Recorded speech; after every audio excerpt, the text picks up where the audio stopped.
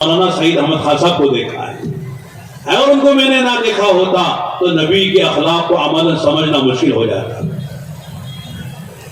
عجیب اخلاق۔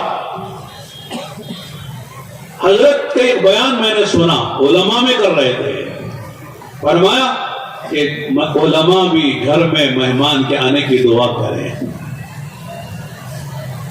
توہین نہیں ہے، لیکن ہے بات حقیقت کہ ہم مولوی کھاتے ہیں، کھلانا مشکل ہوتا ہے۔ اب دعوت کی وجہ سے مولوی بھی کھلانے لگے ہیں۔ ساؤتھ افریقہ میں ہم لوگ تھے، ایک گھر میں، بڑا گھر، بڑی سہولتیں، بڑا اکرام۔ میں نے پوچھا بھئی اتنا بڑا گھر، اتنا اکرام، یہ کس کا مکان ہے؟ میں سمجھا کوئی بہت بڑا مالدار ہوگا اس ملک کا۔ تو لوگوں نے بتایا کہ یہ دو بھائی ہیں، ایک کا نام محمد، ایک کا نام احمد ہے، دونوں مولوی ہیں، علماء، ان کا گھر ہے یہ۔ تو علماء بھی کھلا رہے ہیں، غریب کھلا رہا ہے۔ تبلیغ کی برکت سے ساری دنیا میں دسترخوان وسیع ہو گیا۔ لوگ پہلے داماد کو کھلانا مشکل ہوتا تھا، اب ایک آدمی کہاں سے کہاں جا رہا، خدا کھلا رہے ہیں۔ ہماری جماعت ساؤتھ امریکہ جا رہی تھی، پاناما، کولمبیا، وینزویلا، 98 کی بات ہے۔ ہمارے اشفاق بھی بھٹکل، ان کے دو ساتھی بھٹکل کے اور تھے، 11 آدمی کی جماعت تھی۔ دلی سے چلے تھے فرانس، پیرس پہنچے 9 گھنٹے میں، پھر وہاں سے 9 گھنٹہ دوسرا جہاز لے کے کراکس پہنچے، وینزویلا ایک ملک ہے، پھر وہاں سے پھر 2 گھنٹے کا سفر تھا ہوائی جہاز کا، پورے 20 گھنٹے کا سفر۔ اب 20 گھنٹے میں کوئی فرشتے تو ہے نہیں کہ بھوک نہ لگے۔ تو ساتھی کہنے لگے، میں اس جماعت کا خادم تھا، میں لگے امیر صاحب بھوک لگ رہی ہے۔ میں نے یوں مذاق میں کہا کہ دلی سے فرانس آئے تو وہاں جہاز میں کچھ دیا کھانے کو، اور فرانس سے جب چلے 9 گھنٹے کا سفر، اس میں بھی کچھ ملا جہاز میں۔ تو ایک ساتھی کہنے لگے مولانا اونٹ کے منہ میں زیرہ، جہاز کا کھانے سے کیا بھلا ہوتا ہے؟ وہ بھی مولوی ہو، داڑھی ہو، اسے کیا سمجھ میں آتا ہے؟ کھانا تو کھانا ہونا چاہیے۔ پیسے تو ہے، پیسے کھائیں کیا؟ حلال حرام کی تمیز مشکل ہے، ڈالر ہے، لیکن خرید کر کیا کھائیں؟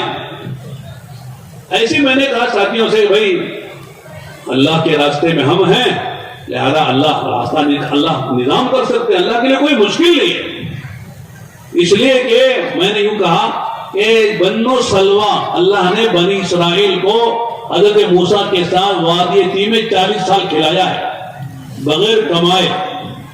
منو سلوا، بٹیریں اترتی تھی اور درخت کے پتوں پر کوئی کھیر کی طرح کوئی چیز اللہ تعالیٰ ڈالتے تھے، وہ کھاتے تھے، بٹیر کا گوشت کھاتے تھے، پانی پیتے تھے، سائے میں رہتے تھے۔ 40 سال خدا نے نظام وادی تیہ میں کیا بنی اسرائیل کے لیے، باوجود کہ حضرت موسیٰ کی بات نہ مان کر وہ جا کر بیت المقدس کو فتح کرنے کی بات تھی، لیکن انہوں نے کہا اذهب انت وربك فقاتلا انا هنا قاعدون۔ اللہ جب ان کو کھلا سکتے ہیں، ہم تو نبی کے کام کو لے کے چلے کہ دعا کرو اللہ وینزویلا کے ایئرپورٹ میں ہم کو بھی کھلا سکتے ہیں۔ بس ایسی بات ہوئی، ساتھی آرام کر رہے تھے، لیکن نیند آئے تو کسی، اب مجھے بھی بھوک لگ رہی تھی، پیٹ میں چوہے دوڑ رہے تھے۔ اتنے میں ایک صاحب آئے، بہت اونچے قد کے، گورا رنگ، امامہ باندھے ہوئے، لمبی کالی داڑھی، ہماری طرف آ کے کہنے لگے آپ کی جماعت پاناما جا رہی ہے؟ ہاں پاناما جا رہی ہے۔ کہنے لگے میں آپ کو تلاش کر رہا ہوں کافی دیر سے۔ پاناما کے امیر صاحب جن کا نام محمد بیکو تھا، انتقال ہو گیا، انہوں نے آپ کے لیے کھانا بھیجا ہے۔ کہاں سے؟ پاناما۔ کہاں؟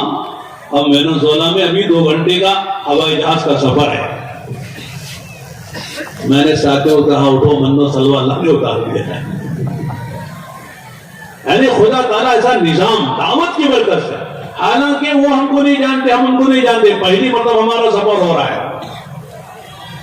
لیکن دعوت کی برکت سے اللہ پاک نے وہ اس ایک ملک سے دوسرے ملک میں ایئرپورٹ پہ خدا کھانا پہنچا رہے ہیں۔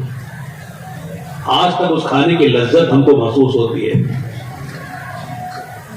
اللہ نے نظام عام کر دیا، امت کا مزاج کھلانے کا تھا، کھانے والی بن گئی تھی، اللہ نے دوبارہ کھلانے والا بنا دیا۔ امت کا مزاج انفاق کا تھا، خرچ کرنے کا تھا، میرے دوستو اب اللہ نے پھر دوبارہ انفاق کا مزاج بنا دیا، ہر غریب خرچ کرتا ہے۔ ایک جماعت لے کے ہم چل رہے تھے، عرب حضرات 27 عرب تھے، 10 ملکوں کے لوگ تھے، حنفی، شافعی، مالکی، حنبلی، سعودی، سوڈانی، ایرانی، سوڈانی، یمنی، کویتی اور ایک ہندی وہی تھا۔ ایک عالم بیٹھے مشورے کے ساتھ، ہم مشورے کا آداب بیان کر رہے تھے، انہوں نے ایک جملہ کہا، 2 باتیں کہی، قسم کھا کے کہا کہ دعوت کی برکت ہے، ہم 27 ساتھی 10 ملکوں کے، جس میں چاروں مذہب کے لوگ ہیں، عالم غیر عالم، ایک ساتھ مل کے چل رہے ہیں۔ اللہ کی قسم یہ دعوت کا کام نہ ہوتا ہم سوچ نہیں سکتے۔ لولا هذا العمل لا نتصور ان نشتغل على رصيف واحد۔ اللہ کی قسم کھا کے کہا دعوت کی محنت نہ ہوتی، ہم 27 ساتھی 10 ملکوں کے عرب اور ہر مسلک کا آدمی، عالم غیر عالم، کالا اور گورا، عجمی اور عربی، ایک پلیٹ فارم پہ چلے، اس طرح ہم سوچ نہیں سکتے۔ پھر کہا یہاں 2 باتیں ہیں، ایک بات یہ ہے کہ ہمارا کام سارا مشورے سے ہوتا ہے۔ کیسے ہوتا ہے؟ مشورہ۔ مشورے کے معنی کیا ہے؟ آدمی اپنی رائے کو قربان کر کے جو طے ہو جائے اس پر چل رہا ہے، اپنی نہیں چلاتا ہے۔ ہاں رائے دینے کا حق ہوتا ہے، لیکن رائے دینے کے بعد منوانے کا حق نہیں ہوتا ہے۔ جو طے ہو جاتا ہے مشورے میں، اذا آمنا وصدقنا سمعنا واطعنا، سمجھ میں آئے نہ آئے، فائدہ ہو نقصان ہو، ہم کام کے ساتھ ہیں۔ کوئی اپنی نہیں چلاتا ہے، اپنی نفسانے سے نکل جاتا ہے، اپنے انا سے نکل جاتا ہے، اپنی خواہشات سے نکل جاتا ہے، اخلاص پر آ جاتا ہے۔ اور دوسری بات جو انہوں نے کہی، ہر آدمی اپنی جان و مال لگاتا ہے، اور لگا کر دنیا سے کچھ نہیں چاہتا ہے، آخرت بنانا چاہتا ہے۔ جان اپنی لگا رہا ہے، مال اپنا